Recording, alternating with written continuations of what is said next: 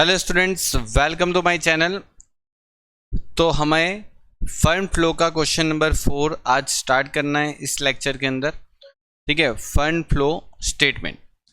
अब देखो, fund flow statement के अंदर यहाँ पर आपके पास जो भी क्वेश्चन है, ठीक है, उसको पहले एक बार रीड करना है आपको। एग्जाम के अंदर भी आप डायरेक्ट क्वेश्चन स्टार्ट नहीं कर सकते। क्वेश्चन की थोड़ी बहुत डिटेल समझ के रखो, देख के रखो, ताकि क्वेश्चन जब सॉल्व करोगे तो पता चले कि कहाँ पर कौन सी डिटेल्स अवेलेबल थी। देखो, ये 2018 दे रखा है, ये 2019 दे रखा है। मतलब एक ओपनिंग हो गया और एक दूसरा हो गया क्लोजिंग। ओके, मतलब ओपनिंग बैलेंस और क्लोजिंग बैलेंस दोनों आपके पास अवेलेबल है करंटली। देन आपको आगे देखना है कि इक्विटी शेयर है, प्रेफरेंस शेयर है। ओके, ये भी सही है। ओके, एक खास चीज, इक्विटी शेयर और प्रेफरेंस शेयर में प्रेफरेंस शेयर जो है वो 8 रुपए का पेड अप है, ओनली 8 रुपीज पेड अप है। ठीक है, ये खास ध्यान रखना। फिर आगे बढ़ते हैं तो उसने ये बोला कि जनरल रिजर्व जो है, ठीक है, जनरल रिजर्व जो है वो आपके पास है, प्रॉफिट लॉस अकाउंट है, सिक्योरिटी प्रीमियम है और कैपिटल रिजर्व। ठीक है, इतनी डिटेल्स आपके पास अवेलेबल है। ओके, अब आगे बढ़ते हैं। यहां पर एक खास चीज वापस आपको डेप्रिसिएशन फंड दे रखा है मशीन का, कि एक आपको इस क्वेश्चन के अंदर न्यू पॉइंट दे रखा। मतलब डेप्रिसिएशन फंड मतलब जो मशीन का जो अभी तक का डेप्रिसिएशन है, जब से मशीन खरीदा तब से अभी तक का, वो सब यहां पर डेप्रिसिएशन फंड के अंदर अवेलेबल है। क्रेडिटर्स और टैक्स प्रोविजन है आपके पास, और यहां पर आपके पास टेंजिबल एसेट्स के अंदर लैंड, बिल्डिंग, मशीनरी, व्हीकल और पेटेंट, अंडरराइडर कमीशन और है करंट एसेट्स। देखो, यहां पर एक एडिशनल इंफॉर्मेशन पढ़ोगे तो यहां पर लिखा है a piece of land costing 30,000 was sold 30% profit and profit on sales was credited to the capital reserve. देखो, बोल ही दिया का कहां पर क्रेडिट किया है। During the year vehicle rupees 45,000 were purchase on cell.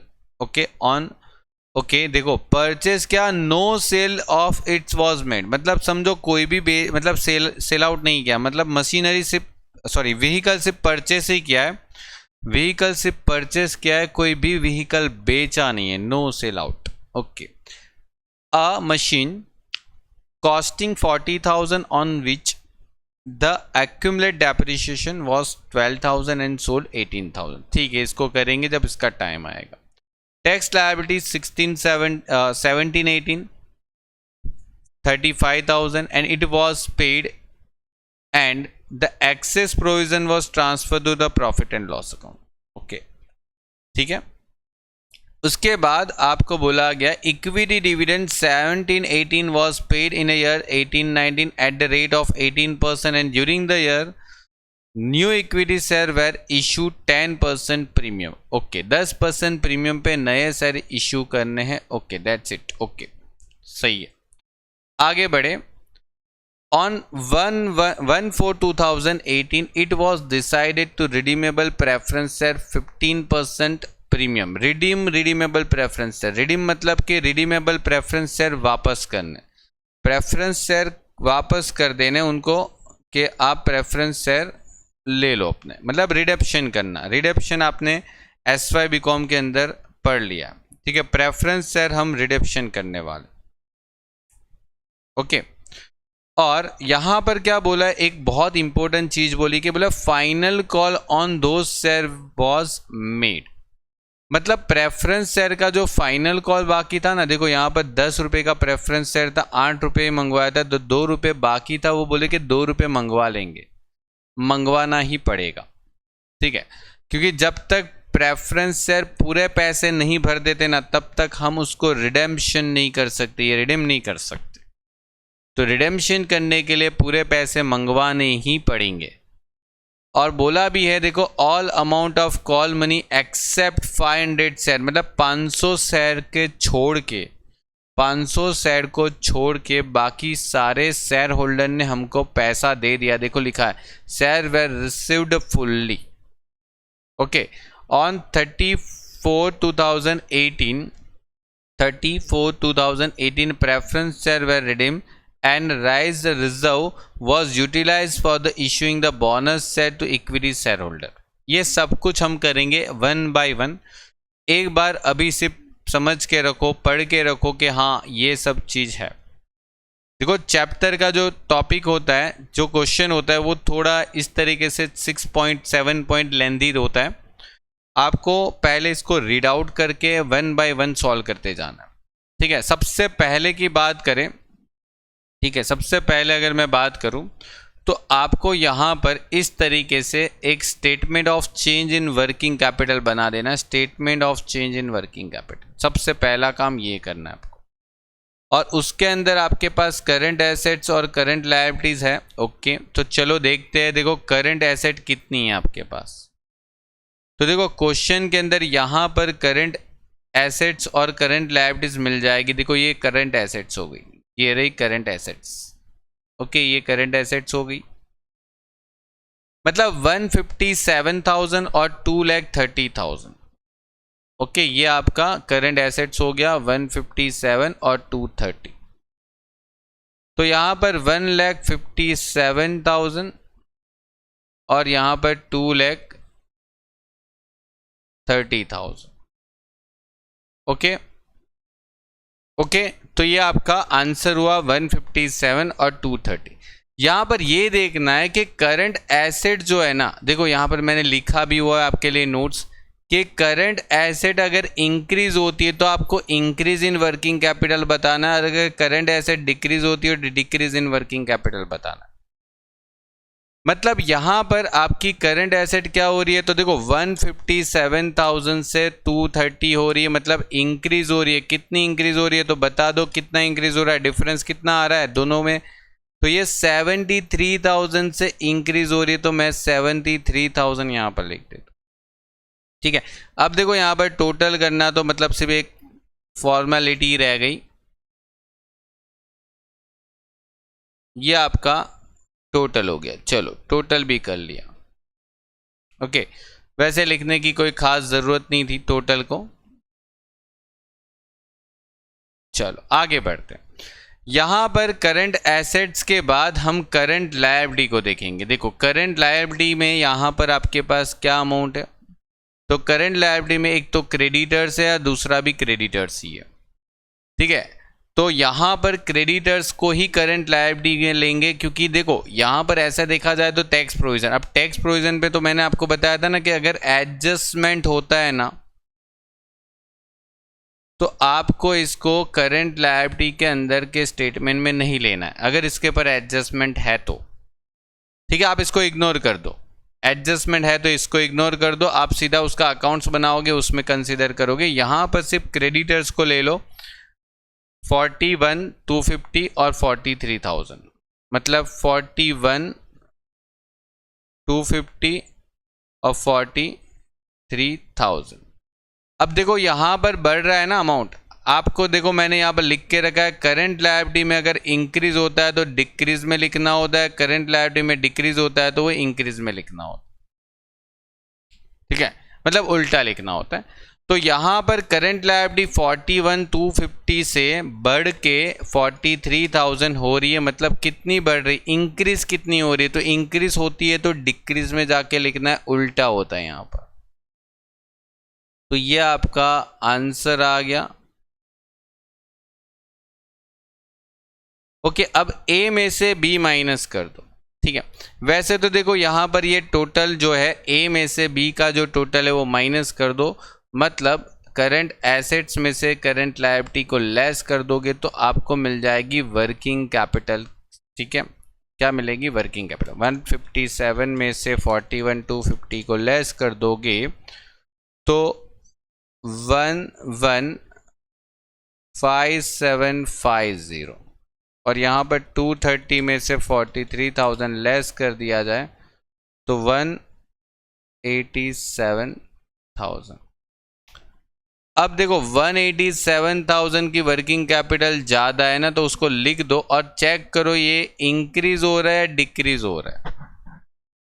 यार ये तो इंक्रीज हो रहा है ना, 1,15,715 से बढ़ के आपका कहाँ पर जा रहा है, 1,87,000 जा रहा है, मतलब 71,250 का इंक्रीमेंट हो रहा है। तो यहाँ पर अगर आप इसका इंक्रीमेंट देखोगे तो ये लिख दोगे increase in working capital, decrease नहीं आएगा, ठीक है, फिर डिक्रीज को कैंसिल कर। और इंक्रीज इन वर्किंग कैपिटल का मतलब क्या होता है, सोर्स ऑफ फंड या एप्लीकेशन ऑफ फंड, तो बोलते कि एप्लीकेशन ऑफ फंड, यहां पर लिख देना है का एप्लीकेशन ऑफ फंड में इंक्रीज इन वर्किंग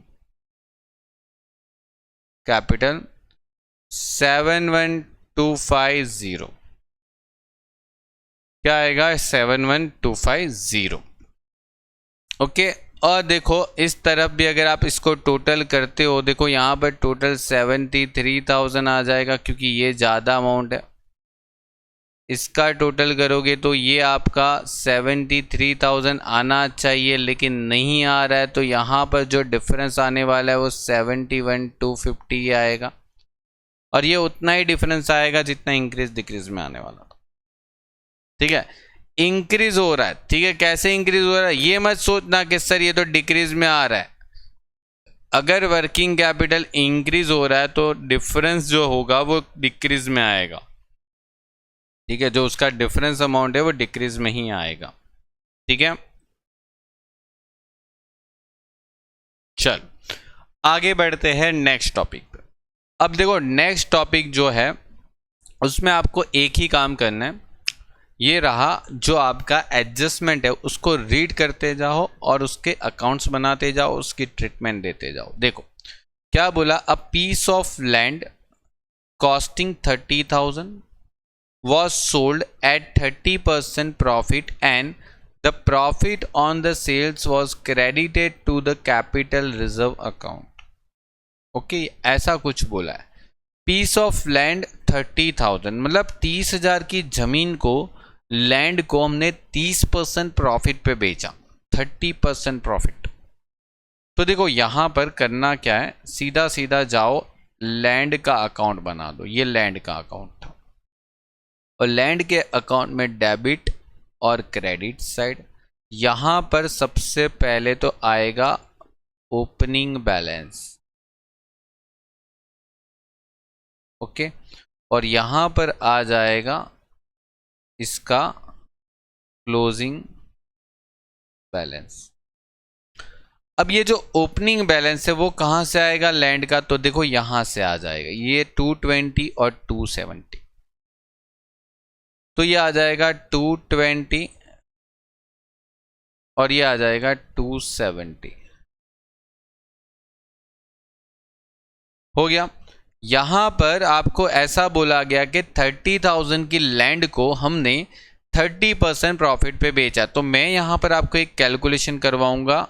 देखो मैं आपको एडजस्टमेंट नंबर 1 के अंदर लैंड 30,000 की थी, उसके ऊपर जो भी प्रॉफिट था ये 30% प्रॉफिट था, तो 30% प्रॉफिट मतलब कि 9,000, तो आंसर आने वाला है 39,000।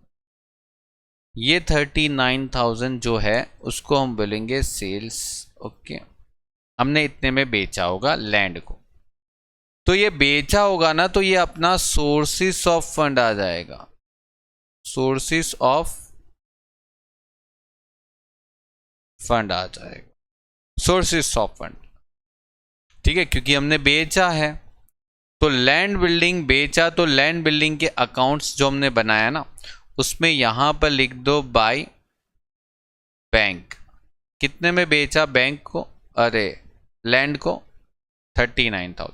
जो भी प्रॉफिट होता है ना वो यहां पर डेबिट साइड लिखा जाता है टू, क्या आएगा प्रॉफिट लॉस अकाउंट। लेकिन नहीं, क्वेश्चन के अंदर बोला ये गया कि ये जो प्रॉफिट लॉस अकाउंट में क्रेडिट नहीं, कैपिटल रिजर्व अकाउंट में क्रेडिट किया गया।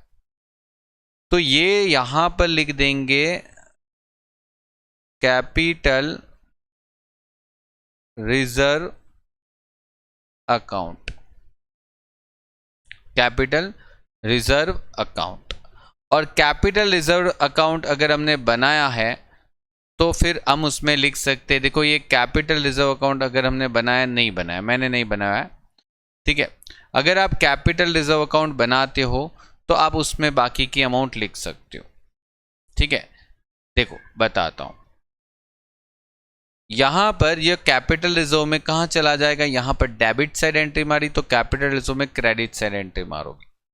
मतलब देखो यहां पर कैपिटल रिजर्व होगा आपके पास, देखो आप बैलेंस शीट में जाओ, आपके पास यहां पर कैपिटल रिजर्व है, 2000 का कैपिटल रिजर्व है और यहां पर 20,000 का है क्लोजिंग, ठीक है।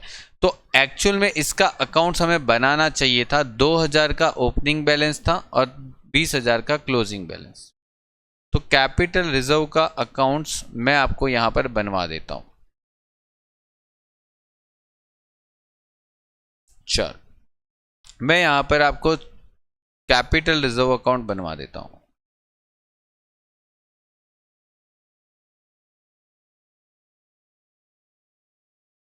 अब देखो कैपिटल रिजर्व अकाउंट अगर हम बनाते हैं तो यहां पर आ जाएगा टू ओपनिंग बैलेंस, सही है। नहीं, कैपिटल रिजर्व तो अपना कोई एसेट थोड़ी है, वो तो लायबिलिटीज है और लायबिलिटीज का opening balance always credit side होता है, तो यहां पर आ जाएगा ओपनिंग बैलेंस, ठीक है। ये चीज याद रखा करिए, बहुत काम आएगी शॉर्ट क्वेश्चन एमसीक्यू वगैरह में। और यहां पर उसका closing balance always opposite side आता है, क्लोजिंग बैलेंस। कितना ओपनिंग बैलेंस था तो आपने देखा था 2000 का ओपनिंग बैलेंस था और यहां पर 20,000 का क्लोजिंग बैलेंस। और आपने यहां पर पता है वो लैंड बिल्डिंग को बेचा था, तो लैंड बिल्डिंग का बेचने पे जो प्रॉफिट हुआ था उसने क्या बोला था, कैपिटल रिजर्व में क्रेडिट करना है। कितना प्रॉफिट हुआ था, बोला 9,000, तो ये 9,000 यहां पर क्रेडिट करना है। तो यहां पे लिख देंगे क्या, बोले कि सर जो कैपिटल रिजर्व में प्रॉफिट लाए थे लैंड मतलब लैंड बेच के, तो वो यहां पर आएगा land account, profit on sales, समझे। इसको फिर हम बाद में देख लेंगे कि इसका बैलेंस का क्या करना है, क्योंकि ये टैली होना चाहिए। यहां पर 20,000 है, ठीक है, यहां पर भी 20,000 होना चाहिए, ठीक है। देखते हैं, थोड़ा टाइम दो, क्वेश्चन को अचानक से हर अकाउंट क्लोज नहीं करने का होता है, थोड़े क्वेश्चन में आगे बढ़ो। अगर कोई भी अदर एडजस्टमेंट इस टॉपिक पे नहीं आते तो जाके क्लोज कर देंगे, तब तक इसको रहने दो, ठीक है। बस ऐसे ही करते जाओ, क्वेश्चन सॉल्व, ओके। अब देखो यहां पर अगर लैंड में देखें ना कहीं क्वेश्चन के अंदर कुछ और एडजस्टमेंट नहीं था, तो 270 प्लस 39,000 मतलब 3,09,000, यहां पर कितना आ जाएगा, 3,09,000 का टोटल आ। तो ये 3,09,000 के टोटल में से कुछ ना कुछ डिफरेंस बच गया। कितना डिफरेंस बच गया, बोले कि सर 80,000 का डिफरेंस आ रहा है ये।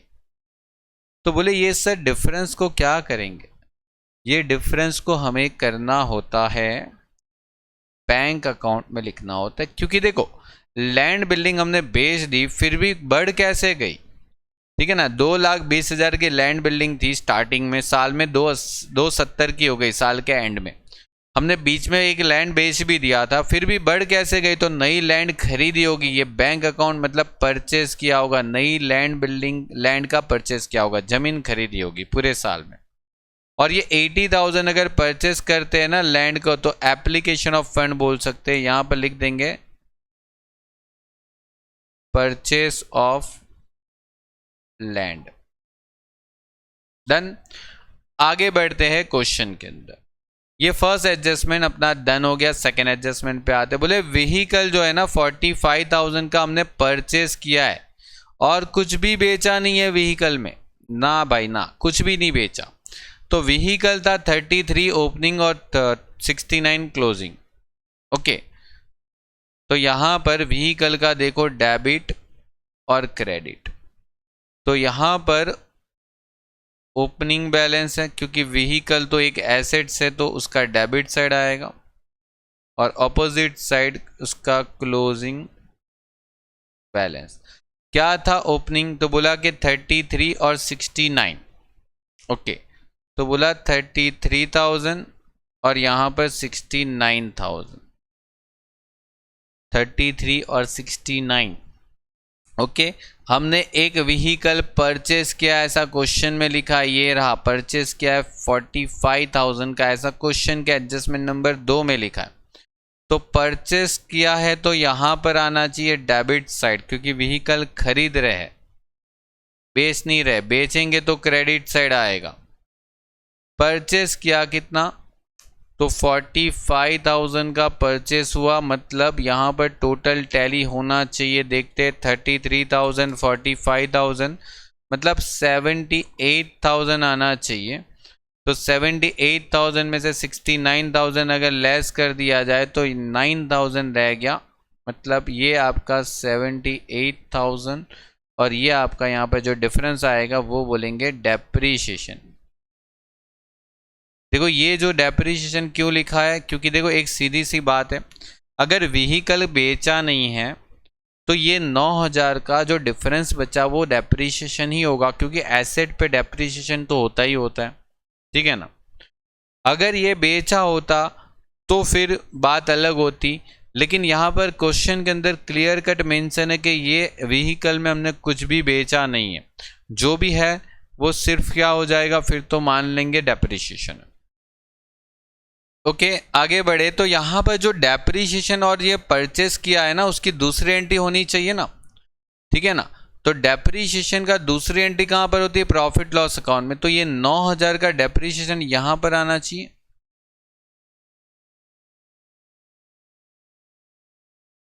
ओके, और डेप्रीशिएशन के बाद यहाँ पर अगर हमने परचेस किया है तो एप्लीकेशन ऑफ फंड हुआ कि नहीं हुआ, परचेस ऑफ व्हीकल। और ये और चीज, हमने ये जो लैंड को बेचा था ना 39,000 में, उसका बेचने पे हमको सोर्सेस ऑफ फंड हुआ, तो वो 39,000 सोर्सेस ऑफ फंड में लिखना रह गया था, मतलब यहां पर लिख देंगे sales of land. Okay, sales of land.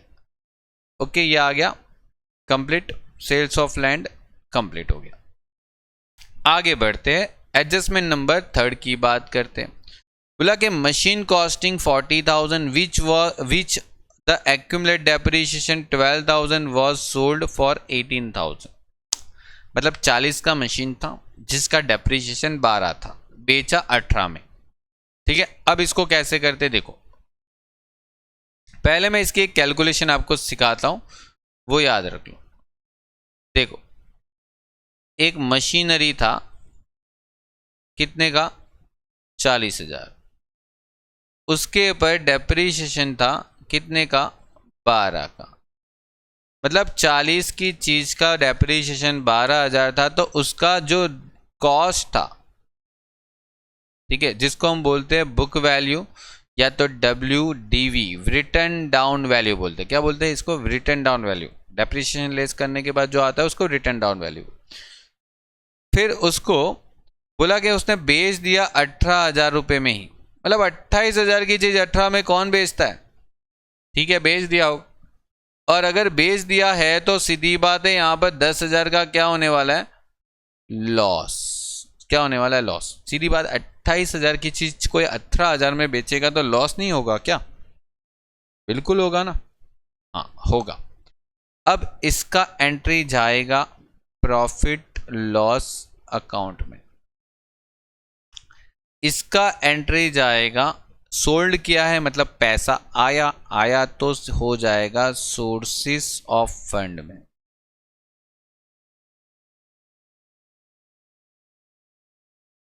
इसका एंट्री जाएगा डेप्रीशिएशन अकाउंट्स में, ठीक है। अब देखो ध्यान से मेरी बात को समझना, नोट डाउन कर लेना चाहे तो, ठीक है, मैं भी नोट डाउन करवा देता हूं। देखो ये वाली एंट्री जो होती है ना, उसकी एंट्री तभी करनी है जब क्वेश्चन के अंदर डेप्रीशिएशन अकाउंट अवेलेबल हो, ये एंट्री तभी करनी है if depreciation fund account available in question या तो बैलेंस शीट। अगर आपके पास बैलेंस शीट के अंदर डेप्रिसिएशन फंड का अकाउंट है अवेलेबल, तो ही ये चीज आप यहां पर नोट डाउन करोगे। देखो ठीक है, अब बताता हूं, यहां पर आ जाओ, देखो बैलेंस शीट पे आ जाओ। बैलेंस शीट ये रही आपके सामने। अब बैलेंस शीट को थोड़ा सा ध्यान से देखोगे तो यहां पर आपको देखो डेप्रिसिएशन फंड मशीन का दिख रहा है ये 20,000 और 30,000 करके कुछ है ना। तो हम जाएंगे अब सीधा सीधा अपने काम पर। देखो मैं यहां पर मशीनरी का अकाउंट पहले से ही बना के रख दिया है, ठीक है। मैंने यहां पर मशीनरी का अकाउंट पहले से बना के रखा है। तो ये अपना डेबिट साइड हो गया, ये भी अपना डेबिट साइड हो गया, ये अपना क्रेडिट साइड हो गया, ये अपना क्रेडिट साइड हो गया। अब आपको पता है कि ये ओपनिंग बैलेंस होती है, ओके। और आपको ये भी पता है कि ये जो होता है वो क्लोजिंग बैलेंस होता है। और यहां पर डेप्रिसिएशन प्रोविजन जो है वो लायबिलिटी साइड होती है, तो लायबिलिटी होने के कारण इसका ओपनिंग बैलेंस यहां पर क्रेडिट साइड होता है और इसका क्लोजिंग बैलेंस यहां पर डेबिट साइड होता है, ओके।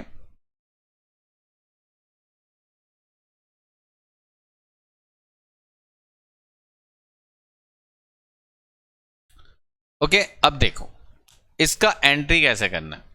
आपके पास ये 20,000 30,000 का डेप्रिसिएशन मशीनरी दिख रहा है, ये अमाउंट, ठीक है। डेप्रिसिएशन फंड 20,000 30,000, उसको पहले लिख दो। यहां पर ये 20,000 आ गया और यहां पर ये 30,000 आ गया, ओके। और ये जो मशीनरी दिख रहा है देखो 80,000, और यहां पर देखो मशीनरी 80,000 और 1,50,000, उसको यहां पर लिख दो 80,000 और 1,50,000। डन, पहले इतना कर लो, ओके। अब क्या करना है, इतने करने के बाद आपने जो नीचे लिखा था ना वो मशीनरी बेचा, ठीक है। कितने में बेचा था जरा बताओ वो मशीनरी को। हमने वो मशीनरी को कितने में बेचा था, आपने देखा था मशीन को 18,000 में बेचा था। बैंक अकाउंट लिखेंगे 18,000। और वो मशीन को बेचने से लॉस कितना हुआ था, तो बोलेगे वो P&L अकाउंट में लिखेंगे। कितना लॉस हुआ था, आप बोलोगे इससे लॉस हुआ था 10,000 का। और मशीन का एक्यूमुलेट डेप्रिसिएशन भी लिखना पड़ेगा, तो मैं एक क्लोजिंग बैलेंस को थोड़ा सा नीचे ले लेता हूं, ठीक है। यहां पर बाय बैलेंस कैरिड डाउन 1,50,000 जो मैंने, तो यहां पर जो बचा वो डेप्रिसिएशन था ना, ये रहा देखो, ये वाली जो अमाउंट थी ना 12,000 की डेप्रिसिएशन फंड की, जो मैंने रेड कलर में लिखा है, वो 12,000 का एंट्री याद रखना कैसे होना चाहिए। देखो ये 12,000 को वैसे भी मैं रेड कलर से लिखता हूं। देखो ये 12,000 की एंट्री यहां पर और दूसरी 12,000 की एंट्री यहां पर, ठीक है। इसको क्रॉस करेंगे ऐसे, और ये एंट्री का नाम होगा यहां पर मशीनरी अकाउंट। जो मशीन बेच दिया ना उसका डेप्रिसिएशन ऐसे होता है। अगर डेप्रिसिएशन फंड मतलब समझो, अगर डेप्रिसिएशन फंड या डेप्रिसिएशन प्रोविजन अकाउंट क्वेश्चन में होता है तो, अगर नहीं होता तो भूल जाओ, ये एंट्री नहीं करने का, ठीक है। मशीन एट कॉस्ट, ठीक है। ये चीज खास याद रखो कि जब भी क्वेश्चन के अंदर डेप्रिसिएशन प्रोविजन अकाउंट होता है ना, तो मशीन का जो अकाउंट्स होगा वो एट कॉस्ट पे बनेगा, ये कॉस्ट पे बनेगा हमेशा, ठीक है। इसीलिए मैंने यहाँ पर एट कॉस्ट लिखा है, ठीक है। इसका एक रीज़न है कि ये कॉस्ट पे बनता है, क्योंकि डेप्रिसिएशन लेस हुआ होता तो फिर यहाँ पर लेस करने की ज़रूरत नहीं पड़ती 12,000 को, ठीक है। तो ये यहाँ पर लिखेंगे डेप्रिसिएशन प्रोविजन अकाउंट, ओके। इसका टोटल कर लेंगे, मतलब देखो 18,000 प्लस 10,000 प्लस 12,000 प्लस 1,50,000, मतलब यहाँ पर 1,90,000 यहाँ पर टोटल आ जाएगा। ये 190 और उसमें से अगर 80,000 को माइनस कर दिया जाए तो 1,10,000 का डिफरेंस आ रहा है, और वो हम यहाँ पर लिखेंगे टू बैंक, मतलब कि एक तरीके से ये परचेस आंसर आ जाएगा। ये आपका डिफरेंस अमाउंट है, और ऐसा यहाँ पर भी होने वाला है। देखो ये 12 और 30 को टोटल करेंगे तो 42,000 हो जाएगा, 42,000, और ये 20 गया तो यहाँ पर जो डिफरेंस होगा वो 22,000 होगा। बाई क्या होगा, profit and loss account. Okay, complete. अब ये सबकी दूसरी एंट्री मारते हैं। देखो ये 18,000 का हमने बेचा, और बेचने से होता है पैसा अपने को मिलता है, तो पैसा मिलता है तो ये हो जाएगा सोर्सेस ऑफ फंड। तो फंड फ्लो अकाउंट्स में सोर्सेस ऑफ फंड में लिखेंगे सेल्स ऑफ मशीनरी। ठीक है, दूसरी बात यहां पर यह है कि सर ये लॉस हुआ था बेचने पे, तो 10,000 का प्रॉफिट लॉस अकाउंट में लॉस लिखना था, तो ये लॉस 10,000 यहां पर लिख देंगे। देखो ये लॉस मतलब यहां पर आ जाएगा loss on sales of machinery. उसके बाद की बात करें तो सर ये 1,10,000 मशीनरी परचेस किया, तो मशीनरी परचेस करने का जो भी एंट्री है वो जाएगा यहां पर 1,10,000, लिखेंगे परचेस ऑफ मशीनरी।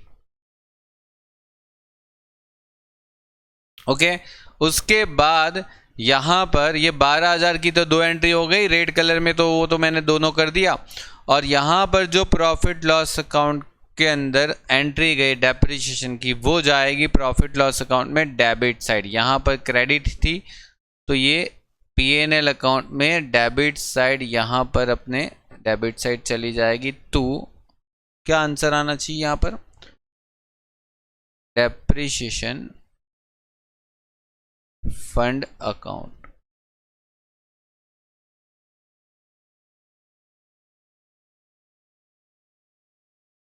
ठीक है, कंप्लीट, डन। आगे बढ़ते, ये पूरा एडजस्टमेंट अपना फिनिश हो गया। अब देखो टैक्स लायबिलिटीज की बात करते हैं। टैक्स लायबिलिटीज जो है वो आपके पास यहाँ पर कितनी है, बोला कि आपको सेटल कर देनी है टैक्स लायबिलिटी। सेटल कर देनी मतलब कि पेमेंट कर देने का भाई गवर्नमेंट को जो टैक्स बाकी था वो 35,000 रुपये, बोला पे कर दो, तो कर देंगे। टैक्स पे करना तो अच्छी बात है। देखो यहाँ पर टैक्स का अमाउंट कितना है, provision for tax, provision for tax कितना है आपके पास, यहाँ पर प्रोविज़न फॉर टैक्स है 40,000 और 52,000। ठीक है, तो 40,000 और 52,000 यहाँ पर लिख देंगे हम, 40,000 और 52,000 कहाँ पर, तो देखो ये रहा प्रोविज़न फॉर टैक्स, ये हमने बनाया हुआ है यहाँ पर प्रोविज़न फॉर टैक्स। ये रहा, क्या लिखना है, बाय बैलेंस ब्रॉट डाउन, ये डेबिट हो गया, ये क्रेडिट हो गया। यहाँ पर लिखेंगे टू बैलेंस कैरिड डाउन, कितना अमाउंट था, तो बोला कि 40,000 और 52,000। ओके, तो ये 40,000 है और ये 52,000 है। ओके, जो रिमेनिंग अमाउंट है आपको देखो यहाँ पर बोला गया है कि 35,000 जो है ना हमने पेमेंट कर दिया।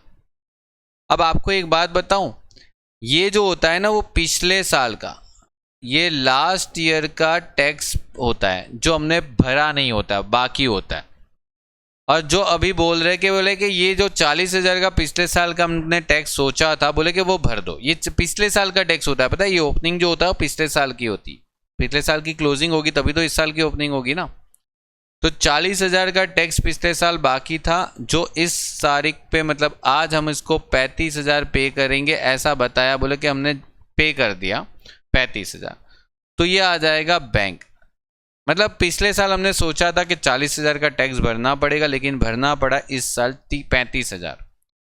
और जो बाकी का डिफरेंस क्या हो गया, 40 का 35 भरना पड़ा, तो डिफरेंस का क्या करना है, देखो यहाँ पर लिखा है excess provision was transfer to the profit loss account.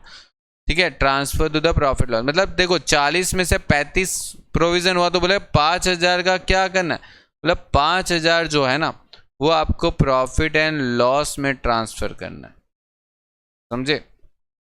40 में से अगर आपने 35 का प्रोविजन कर दिया, पे कर दिया, तो बाकी जो एक्सेस प्रोविजन है वो ट्रांसफर कर दो। ठीक है, अब इसका दूसरा एंट्री क्या होने वाला है, तो देखो इसका दूसरा एंट्री जाएगा 35,000 हमने पेमेंट किया, तो पेमेंट किया तो सीधी बात है यार, मतलब यहां पर आंसर आने वाला है, क्या आने वाला है, तो पेमेंट ऑफ टैक्स। और जो हमने यहां पर 5,000 का एक्सेट मतलब प्रोविजन फॉर टैक्स, जो भी आपका एक्स्ट्रा अमाउंट था वो, ओके। चलिए तो बढ़ते हैं आगे। देखो यहां पर 5वें पॉइंट पे आओ, तो क्या बोला, डिविडेंड जो है ना पिछले साल का, बोला वो पे कर देना इस साल। ठीक है, मतलब पिछले साल का जो डिविडेंड था 17-18 का, वो इस साल पे कर देना। कितना पे करना, बोला कि 18% पे करना है, ओके 18% पे करना है पिछले साल का डिविडेंड। अब देखो पिछले साल का डिविडेंड ऑलवेज पिछले साल के शेयर होल्डर पे ही दिया जाता है, तो पिछले साल मतलब 2018 में कितने शेयर थे, 2 लाख, तो 2 लाख का 18% डिविडेंड देना है। देखो यहाँ पर बोला है ना 18% डिविडेंड देना है, तो वो 2 लाख का देंगे। ठीक है, 2 लाख का 18% डिविडेंड देना है पिछले साल का। तो डिविडेंड जो देंगे ना वो यहां पर आएगा प्रॉफिट एंड लॉस अकाउंट में, डिविडेंड पेड। पिछले साल 2 लाख का शेयर था, उसके पर 18% डिविडेंड देना है, मतलब 2 लाख का 18% डिविडेंड 36,000 डिविडेंड। और ये 36,000 का डिविडेंड हमने पेड कर दिया, तो पेमेंट करने से क्या हो गया, एप्लीकेशन ऑफ फंड कितना हो गया, एप्लीकेशन ऑफ फंड 36,000। यह आ जाएगा पेमेंट ऑफ डिविडेंड, ओके। चल यहां पर आगे बढ़ते हैं।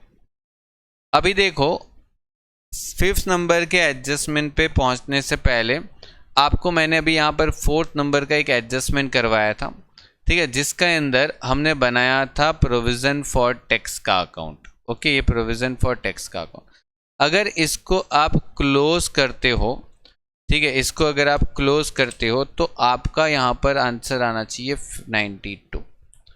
और ये 92 का जो आंसर है उसमें आप 40,000 को माइनस करोगे तो 52,000 का डिफरेंस आने वाला है। और ये डिफरेंस को हम बोलेंगे प्रॉफिट एंड लॉस अकाउंट के अंदर, क्योंकि ये करंट ईयर का टैक्स प्रोविजन होगा। ये क्या होगा, करंट टैक्स प्रोविजन। ये क्या होता है, करंट ईयर का टैक्स प्रोविजन है। ये चीज याद रखना, ये अकाउंट को याद रखना, शॉर्ट क्वेश्चन के अंदर एमसीक्यू में भी पूछ सकते हैं। तो 52,000 आपका करंट ईयर का टैक्स प्रोविजन, और उसकी दूसरी एंट्री जाती है प्रॉफिट लॉस अकाउंट के अंदर, यहां पर debit side tax provision. Done, complete हो गया। आगे बढ़ेंगे। अब आगे 6 नंबर का पॉइंट है, बहुत ही इंपॉर्टेंट पॉइंट है, ठीक है, ध्यान से समझना। सबसे पहले यहां पर एक बात बता देता हूं, ये फाइनल कॉल का जो हमें मंगवाना है वो पहले खत्म करते हैं, है ना। कैसे मंगवाएंगे फाइनल कॉल, तो देखो कितने शेयर हैं यहां पर 80,000, और वो भी 8 रुपए का पेड अप है, ₹8 का पेड अप है, तो मैं बना दूंगा प्रेफरेंस शेयर का अकाउंट्स। देखो मैंने ऑलरेडी यहाँ पर रिडीमेबल प्रेफरेंस शेयर का अकाउंट्स बना के रखा है, डेबिट और क्रेडिट। यहाँ पर लिख दूंगा बाय बैलेंस ब्रॉड डाउन। मुझे पता है कि ₹8 ही पे किया था, वो भी 80,000 रुपये। तो जो बाकी पैसा बाकी था, कितना बाकी था, वो पैसा हमने मंगवा लिया बैंक अकाउंट। कितना बाकी था कैसे पता चलेगा? ₹8 के हिसाब से 80,000 मंगवाया ना, तो देखो मैं यहां पर कैलकुलेशन करवाता हूं आपको। देखो ₹8 के हिसाब से उन लोगों ने 80,000 रुपीज पे किए थे। मतलब नंबर ऑफ शेयर कितने होंगे? Number of share 80,000 divide by 8, मतलब 10,000 शेयर होंगे। अब 10,000 शेयर में से अगर आप क्वेश्चन को ध्यान से पढ़ चुके हैं, ठीक है, देखो बोला all amount of call money except 500 share, except 500 share were received fully. बोला कि 500 लोग जो थे उन्होंने पैसा नहीं दिया, बाकी 9,500 लोगों ने हमको पूरा पैसा दे दिया, जो भी देना था ₹2 के हिसाब से। सीधी बात है, 9,500 इंटू 2 कर दो तो 19,000 रुपये आपको मिले होंगे। सही बात है। और 19,000 अगर आपको मिले तो अभी आपने जो अकाउंट्स बनाया उसमें 19,000 लिख दो, ये वाले रिडीमेबल प्रेफरेंस शेयर के अकाउंट्स में। ठीक है, कंप्लीट। अब देखो जो लोग ने पूरे पैसे दे दिए उनको ही हम रिडेम्पशन करेंगे, ये बात क्लियर कर लेना। तो हमें यहां पर रिडेम्पशन कैपिटल कितनी लानी है? रिडेम्पशन कैपिटल कितनी होगी? रिडेम्पशन मतलब कि कितनी कैपिटल हम वापस करने वाले। तो जिन्होंने अपने को पूरा पैसा दे दिया, ये 9,500 लोगों ने अपने को पूरा पैसा दे दिया, मतलब ₹10, ठीक है ना। ₹8 पहले ही दे दिए थे, ₹10 अब दे रहे, तो टोटल 95,000 रुपीज हमको मिले। और उसके ऊपर इन लोगों ने 15% प्रीमियम की डिमांड की थी। क्वेश्चन पढ़ो, क्वेश्चन के अंदर डिमांड दे रखा है, देखो 15% प्रीमियम पे हम उनको वापस कर रहे हैं, रिडेम्पशन कर रहे हैं। तो 15% प्रीमियम पे वापस करेंगे तो 95,000 का 15% करोगे तो 14,250 इतना रुपीस जोड़ के हम मतलब प्रेफरेंस शेयर होल्डर को पैसा वापस कर देंगे कि लो भाई आपका पैसा, ये हम उनको वापस कर देंगे। ठीक है, कैपिटल कितनी वापस कर रहे हैं और प्रीमियम कितना वापस करेंगे? 14,250। तो इसकी एंट्री कैसे होगी देखो वो समझाता हूं। देखो कैपिटल की एंट्री तो यहां पर हो जाएगी, 95,000 का कैपिटल जो है वो यहां पर जाएगा, लिखेंगे प्रेफरेंस शेयर होल्डर अकाउंट। और ये प्रेफरेंस शेयर होल्डर का यहां पर क्रॉस एंट्री चली जाएगी 95,000 bye preference share capital account. Okay, एक दूसरे अकाउंट्स का नाम आएगा। और यहां पर जो प्रीमियम जोड़ा था ना, वो कितना प्रीमियम जोड़ा था? 95% पे, 95,000 पे 15%, तो वो आ जाएगा यहां पर प्रेफरेंस शेयर रिडेम्पशन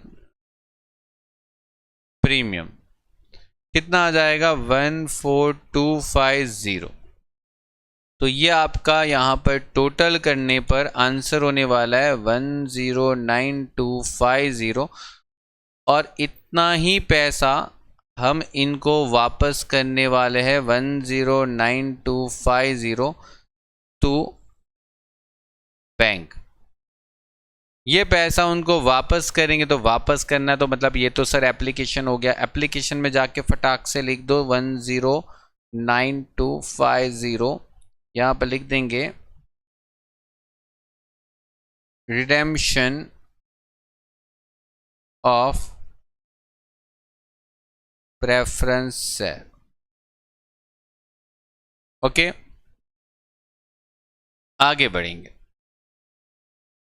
ओके, ये आपका हो गया, यहां पर ये भी हमने कर लिया। अब इसको आप टोटल करोगे ना तो ये आंसर आने वाला है 99,000, और ये आपका टोटल आ जाएगा 99,000 में से 95,000 माइनस कर दिया तो ये आपका बैलेंस कैरिड डाउन आ जाएगा। और ये बैलेंस कैरिड डाउन आपको शायद बैलेंस शीट में दिखता भी होगा। देखो यहाँ पर बैलेंस शीट में ये 4,000 दिख भी रहा है, क्योंकि उन्होंने पैसे नहीं दिए। ये 4,000 उनका ही पैसा बचा होगा, जो 500 लोगों ने पैसा नहीं दिया था ना, सिर्फ 8 रुपये दिए थे, 2 रुपये बाकी अभी भी उनके, तो ये उनके ही पैसे रहे होंगे। ठीक है, जिन्होंने पैसा नहीं दिया उनका ही पैसा है ये, तो ठीक है, वो बाकी 2 रुपये देंगे, तब अब हम उनको भी वापस कर देंगे, उनसे 2 रुपये लेके वापस कर देंगे पूरे। ठीक है, तो अभी रहने दो। ठीक है, इसको कुछ नहीं करना, आगे बढ़ेंगे। अब यहां पर देखो क्या बोला गया कि प्रेफरेंस शेयर वेर रिडीम, देखो क्या लिखा है, preference share were redeem and raised reserve. आपको पता है प्रेफरेंस से रिडेम्पशन करने के लिए हमें रिजर्व को राइज करना पड़ता है, रिजर्व को रेज करना पड़ता है। ओके, रिजर्व को रेज करना पड़ता है, क्योंकि प्रेफरेंस से रिडेम्पशन होने के लिए एक रूल्स है। क्या तो आप प्रेफरेंस से रिडेम्पशन करते हो तो रूल्स ये कहता है, कंपनी का रूल्स ये कहता है कि आप जितना प्रेफरेंस से रिडेम्पशन करते हो उतना नया शेयर इशू करो। ठीक है, और अगर नहीं कर पा रहे हो तो आप क्या करो, किसी रिजर्व को यूज कर दो। ठीक है, अगर नहीं कर पा रहे हो तो किसी रिजर्व को यूज कर दो। क्वेश्चन के अंदर देखो आपको बोला है कि यहां पर आपको राइज करना है रिजर्व को प्रेफरेंस शेयर के रिडेम्पशन के लिए। ठीक है, तो मतलब मैं क्या करने वाला हूं, यहां पर मेरा जो कैपिटल है ना वो 95,000 है, इसका अरेंजमेंट मैं रिजर्व से करूंगा।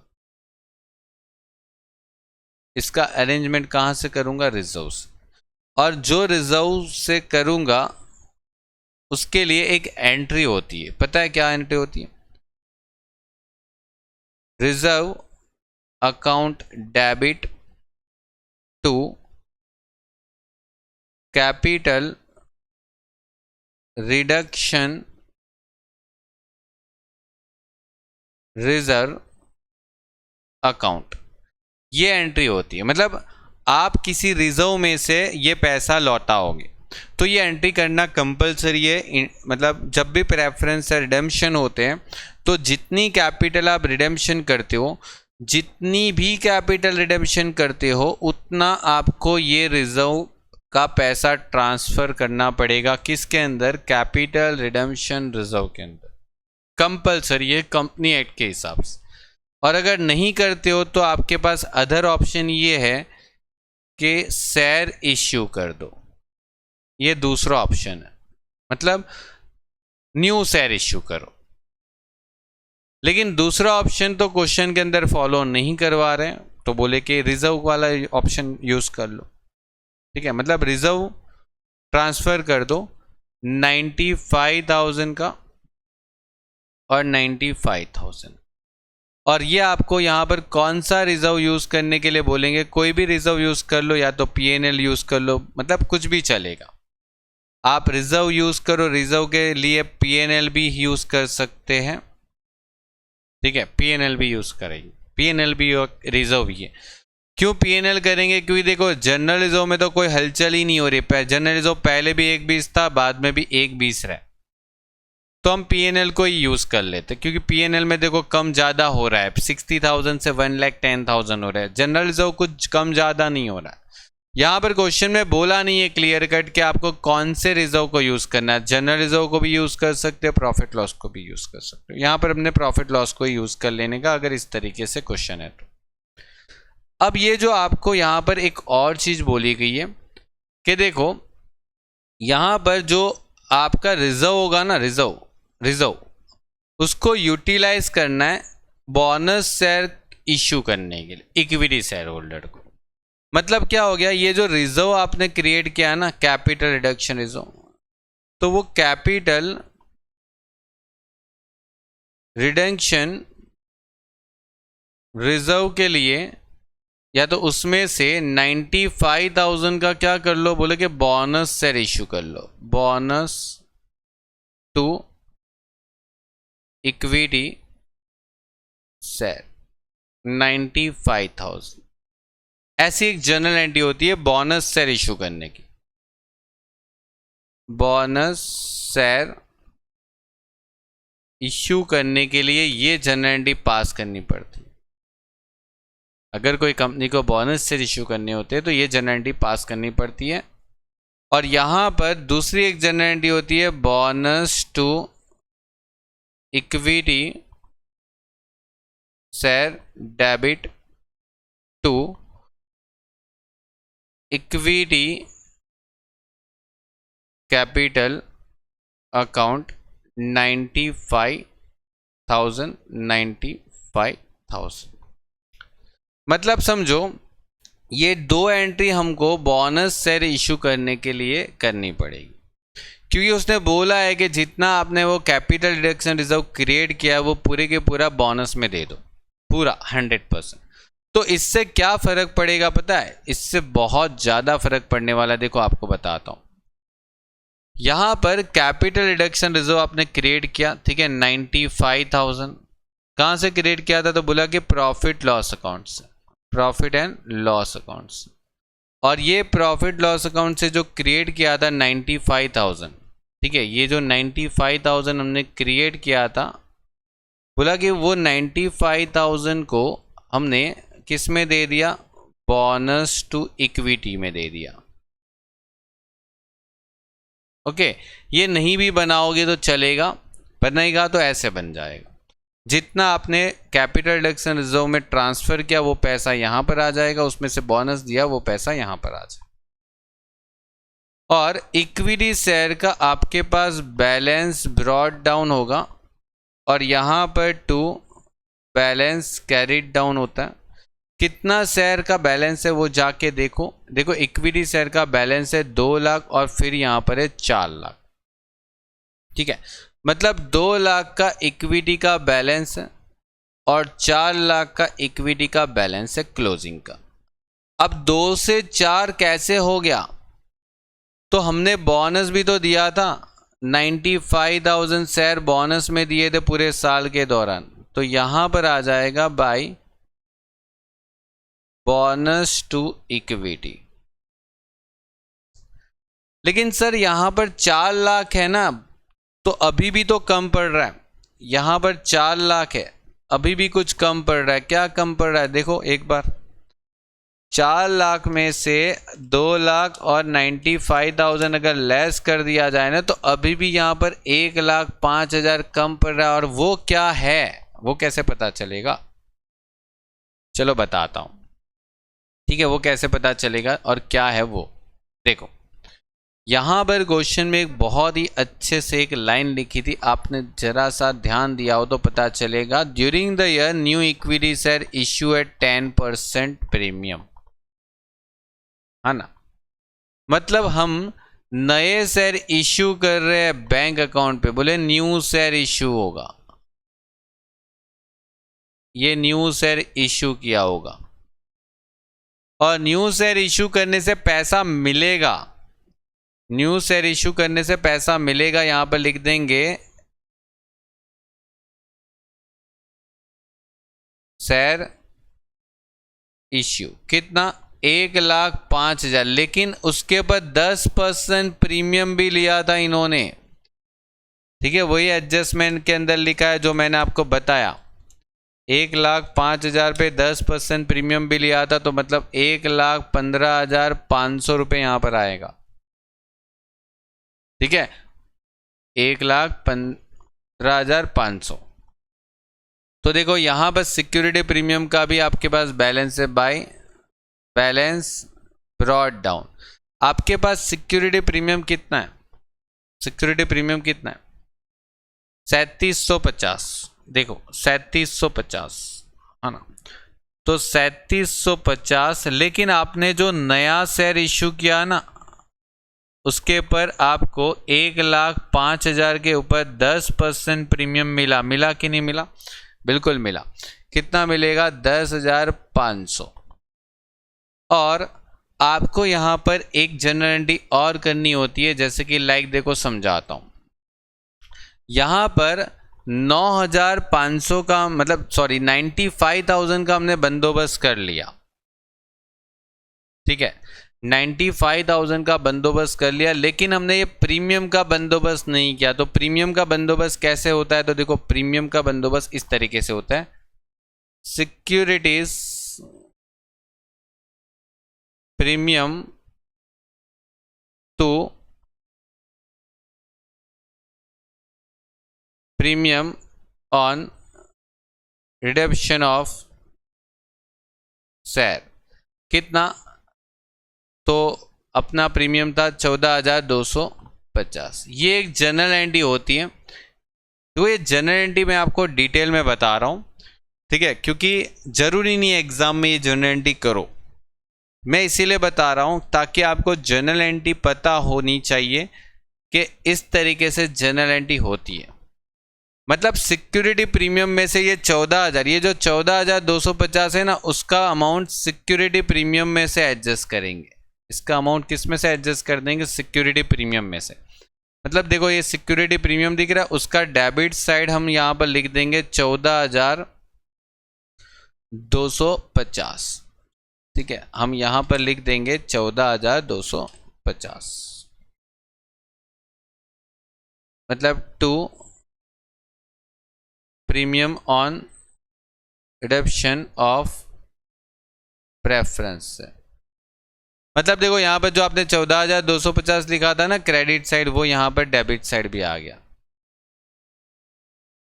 अब इसका चेक करो क्या कोई प्रीमियम रहता है? देखो इसका टोटल भी 14,250 ही हो रहा है, इसका टोटल भी 14,250 ही हो रहा है। मतलब यहाँ पर अपने पास बैलेंस कैरी डाउन करने के लिए कुछ भी नहीं बचा, और ये अपने पास यहाँ पर भी देखो कुछ भी नहीं बचा, डैश, कुछ भी नहीं रहता, सब कुछ डैश हो गया, खत्म। तो देखो इस तरीके से ये क्वेश्चन के अंदर काम करना था। ओके, आगे बढ़ते हैं। तो क्वेश्चन के अंदर और कुछ है क्या? नहीं है, कुछ भी नहीं है। अब देखो इतना क्वेश्चन कंप्लीट हो जाए, एडजस्टमेंट सारे के सारे हो जाए, फिर आपको बैलेंस शीट में जाके एक राउंड मारना है और बैलेंस शीट में देखना है कि देखो कुछ भी बाकी हो तो देखना पड़ेगा। यहाँ पर एसेट में जनरली ये दो चीज़ देखा करो, एक तो इनटेंजिबल, एक तो अदर नॉन करेंट एसेट। अगर कोई इनटेंजिबल एसेट कम होती है ना, तो जितनी कम होती है वो पीएनएल में जाके लिखो। यहाँ पर कितना कम हो रहा है? 12,000, ये पीएनएल में जाके डेबिट करो। और यहाँ पर 15 से 10 हो रहा है, तो मतलब 5,000 जो है उसको पीएनएल में जाके डेबिट करो, क्योंकि ये राइट ऑफ किया होगा। ये क्या किया होगा? राइट ऑफ किया होगा, ठीक है। तो पेटेंट जो है वो राइट ऑफ करते हैं, तो पीएनएल में जाके लिखो। देखो पीएनएल में यहाँ पर जाके लिखते हैं, देखो बढ़ेंगे नहीं, कम ही हो गए वो पेटेंट, और जो भी इंटेंजिबल एसेट है वो कम होती है, ठीक है। पेटेंट राइट ऑफ 12,000 और 5,000 राइट ऑफ करना है underwriter commission. Okay, underwriter commission 5,000। Okay, ये दोनों आंसर आ गया।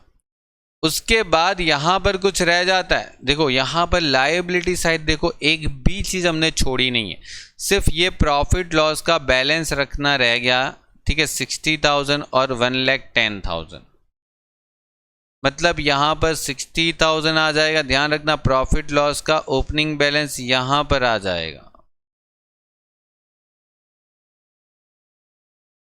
ओके, और 1,10,000 का क्लोजिंग बैलेंस जो है वो यहां पर आ जाएगा, debit side balance carry down.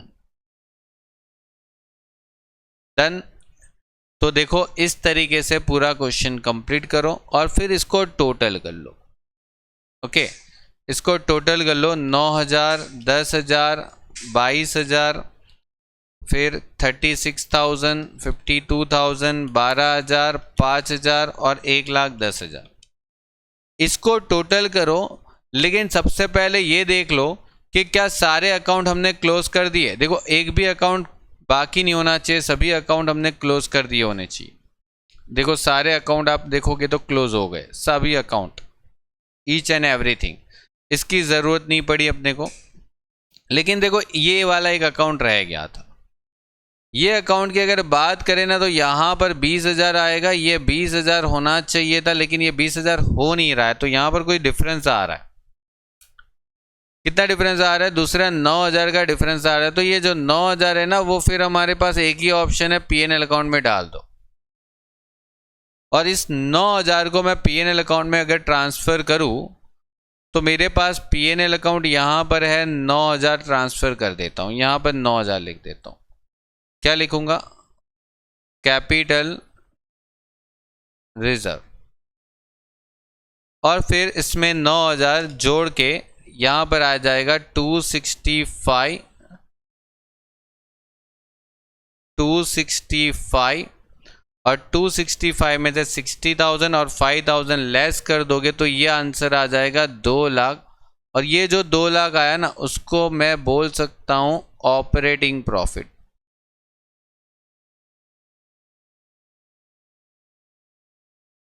और ये ऑपरेटिंग प्रॉफिट जो होता है वो जाता है सोर्स ऑफ फंड में। ठीक है, ऑपरेटिंग प्रॉफिट। ओके, एक सेकेंड, मैंने यहां पर एक चीज की गलती किया है, वो मैं आपको, ये शेयर इश्यू मैंने बाय डिफॉल्ट यहां पर लिख दिया है। शेयर इश्यू करना मतलब कि एक सोर्स ऑफ फंड होता है, तो यहां पर आ जाएगा शेयर इश्यू। 1,05,000 के शेयर 10% प्रीमियम के साथ इश्यू करेंगे तो हमको पैसा मिलेगा। ठीक है, वो अप डाउन के चक्कर में मैंने वहाँ पर लिख दिया, तो ये चीज़ आप यहाँ पर सोर्सेस में लिखोगे। ओके, 1,15,500। ठीक है, तो देखो इस तरीके से आपको हर एक डिटेल्स को पहले एडजस्टमेंट वाइज और फिर जो रह जाता है उसको डायरेक्ट बैलेंस शीट के हिसाब से अप डाउन कर लोगे। मतलब देखो जो इनटेंजिबल एसेट है ना, वो जनरली रह जाती है। तो इनटेंजिबल एसेट में अगर कुछ भी कम होता है तो समझ लो वो राइट ऑफ क्या होगा, प्रॉफिट लॉस अकाउंट में। और बढ़ने का तो देखो इनटेंजिबल एसेट में कोई चांस होता नहीं है। ठीक है, तो बढ़ती तो है नहीं। क्लियर? तो देखो यहाँ पर अगर हमने कुछ भी परचेस किया, जैसे increase in working capital, purchase किया लैंड में, परचेस किया व्हीकल में, परचेस किया मशीनरी में, पेमेंट किया टैक्स का, पेमेंट किया डिविडेंड का, और रिडीमेबल प्रेफरेंस शेयर को रिडीम किया, मतलब ये सब कुछ एप्लीकेशन था। और सोर्सेस में मैंने लैंड बेची थी, मैंने मशीनरी बेचा था, मैंने लैंड मशीनरी, यहाँ पर ऑपरेटिंग प्रॉफिट आया, और मैंने शेयर बेचे थे। ठीक है, बस इतना आया। ओके, देखो एक और चीज यहाँ पर मतलब सोर्सेस में लिखना रह गया, हमने वो 19,000 शेयर के जो फाइनल कॉल के अमाउंट लिए थे ना, शेयर फाइनल कॉल, याद करो मैं बताता हूँ। देखो आपने वो जो 19,000 का पैसा वसूल किया था ना, 19,000 का जो पैसा, ठीक है, ये रहा, ये अपना सोर्सेस ऑफ फंड होता है। तो ये सोर्सेस ऑफ फंड में लिख लो। ठीक है, और देखो एक और एंट्री अपनी रह जाती है बाय डिफॉल्ट। यहां पर एक और एंट्री रह जाती है जो है कैपिटल रिडक्शन रिजर्व की। कौन सी? Capital reduction reserve. ये कौन सी एंट्री है, चलो वो भी बताता हूं। देखो 95,000 कौन सी एंट्री है? वो ये आपने प्रॉफिट लॉस अकाउंट के अंदर, जो प्रॉफिट और लॉस अकाउंट के अंदर जो 95,000 ट्रांसफर किए थे, वो इसकी एंट्री प्रॉफिट लॉस अकाउंट में हम ट्रांसफर करते हैं। कहां पर? तो बोले कि कैपिटल रिडक्शन रिजर्व में। तो ये 95,000 की एंट्री यहाँ पर करनी पड़ेगी प्रॉफिट लॉस के डेबिट साइड, क्योंकि हमने प्रॉफिट लॉस में से वो प्रोविज़न किया था। ठीक है, अब यहाँ पर अगर आप टोटल करते हो तो 265 नहीं होगा, ये 265 नहीं होगा, 265 के अंदर 95,000 बढ़ जाएगा, मतलब आंसर होगा 3,60,000। ओके, ये 360 और उसमें से अगर आप 60,000 और 5,000 लेस कर दोगे तो 2,95,000 आंसर आने वाला है। और यहाँ पर भी मैं ऑपरेटिंग प्रॉफिट को 295 लिख देता हूँ। ओके, अब दोनों साइड का आप टोटल कर लीजिए, सोर्सेस ऑफ फंड और एप्लीकेशन ऑफ फंड का। तो यहाँ पर आपका जो टोटल है वो 486,500 और यहाँ पर भी आपका टोटल जो है वो 486,500 डेफिनेटली आ ही जाएगा, चेक कर लीजिए। और ये आपका फाइनल आंसर है। देखो, क्वेश्चन एक हाई लेवल क्वेश्चन था, आप बोल रहे थे कि यूनिवर्सिटी का क्वेश्चन, तो ये यूनिवर्सिटी का क्वेश्चन ही है। और ये एक ऐसा क्वेश्चन है कि जिसमें ईच एंड एवरीथिंग सब कुछ आ गया। बहुत सारे स्टूडेंट बोल रहे थे कि सर ऐसा क्वेश्चन करवाओ कि जिसमें सब आ जाए। ठीक है, तो ये मैंने आपको यहाँ पर सब करवा दिया।